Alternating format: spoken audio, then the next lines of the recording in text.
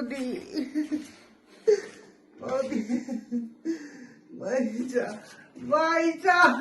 მაიცა მეთქიდა, მაიცა კაცო მეთქიდა. დამეღმარეთ ხალხო, რა ემტკივილებიდან გამოვიდე. ვაიმე. ეს არც ფილმი და არც სპექტაკლია, ეს რეალობაა. ეს ნამდვილი ქალის, მარიამ ნერსეზაშვილის სულის შემძვრელი მოთქმაა. ის 63 წლისაა და ყოველდღე ტკივილისგან ყვირის, როგორც ხაფანგში გაბმული უსუსური არსება. ტკივილი მის სხეულსა და სულს ანადგურებს. ეს ტკივილი 2 წელია, დღე და ღამე არ ასვენებს.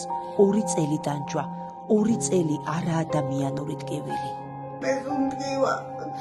თავიც უნდა მემეკლა, მაგრამ ბიჭმა შემამისრო, რომ აღარ მინდა სიცოცხლე, ეგეთი ტკივილები მაქვს. მარიამს კოქსთართროზის მძიმე ფორმა აქვს, სახსრები ძირამდე აქვს დაზიანებული. ჰორმონალური დარღვევით გამოწვეული დიდი წონა კი ტკივილს თითქმის აუტანელს ხდის. დიეტები არ შველის, თითქოს მისმა სხეულმა უღალატა, ახლა კი ყოველდღია წამებს. მისი ვაჟი ზურაბი ახლოსაა, ისიც ავადაა, გატეხილია, მაგრამ იბრძვის. მათი სახლი კი ნახევრად დანგრეულია, ისევე როგორც მათი ცხოვრება. არც საჭმლის და არც მედიკამენტების ფული აქვთ. ექიმები მზად არიან მარიამს ბარძახზე ოპერაცია გაუკეთოთ.